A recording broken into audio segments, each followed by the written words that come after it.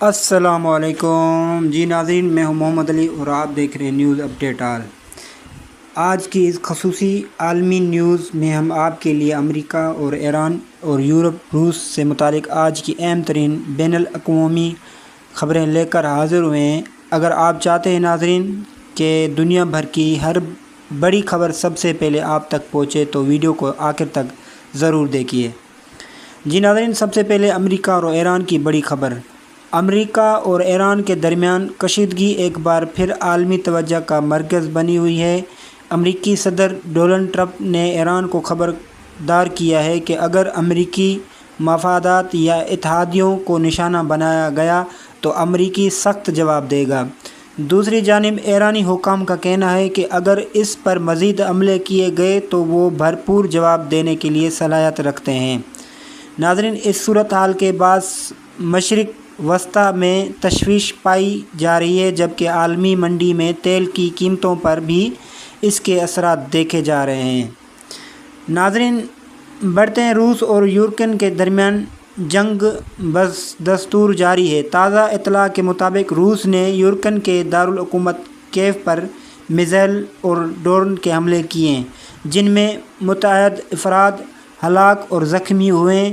Ukraine کی حکومت نے ان حملوں کی مذمت کرتے ہوئے کہا ہے کہ شہری علاقوں کو نشانہ بنایا جا رہا ہے، جبکہ امدادی ٹیمیں متاثرہ علاقوں میں کارروائیاں جاری رکھی ہوئی ہیں۔ ناظرین، یورپی ممالک میں مشرق وسطیٰ کی صورتحال پر مسلسل مشاورت جاری ہے۔ یورپی رہنما خطے میں بڑھتی ہوئی کشیدگی کے باعث توانائی کی فراہمی، تیل کی قیمتوں اور سیکیورٹی کے محکمہ اثرات کا جائزہ لے رہے ہیں۔ بعض ممالک نے سفارتی کوششیں تیز کر دی ہیں تاکہ مزید کشیدگی کو روکا جا سکے۔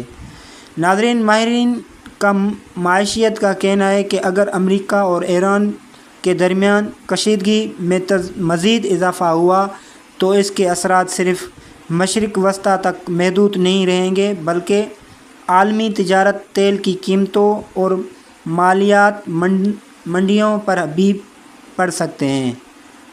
سرمایہ کار صورتحال پر گہری نظر رکھتے ہوئے ہیں اور کئی ممالک متبادل توانائی کے ذرائع پر بھی غور کر رہے ہیں۔ ناظرین، واشنگٹن میں امریکی حکومت مسلسل اپنے اتحادی ممالک کے ساتھ رابطے میں ہے۔ امریکی حکام کا کہنا ہے کہ خطے میں استحکام برقرار رکھنا ان کی ترجیح ہے، تاہم وہ اپنے مفادات کے تحفظ کے لیے ہر ممکن اقدامات کرنے کا حق محفوظ رکھتے ہیں۔ ناظرین، روس نے موجودہ عالمی صورتحال پر تشویش کا اظہار کرتے ہوئے کہا ہے کہ بڑھتی ہوئی کشیدگی سے خطے کا امن مزید متاثر ہو سکتا ہے۔ روس حکام نے تمام فریقوں پر زور دیا ہے کہ مسائل کو سفارتکاری اور مذاکرات کے ذریعے حل کیا جائے تاکہ مزید جانی اور مالی نقصان سے بچا جائے۔ ناظرین، یہی تھی آج کی عالمی نیوز میں اتنا ہی۔ اگر آپ چاہتے ہیں کہ دنیا بھر کی ہر بڑی خبر سب سے پہلے آپ تک پہنچے تو ہمارے چینل نیوز اپڈیٹ آل کو سبسکرائب کیجیے۔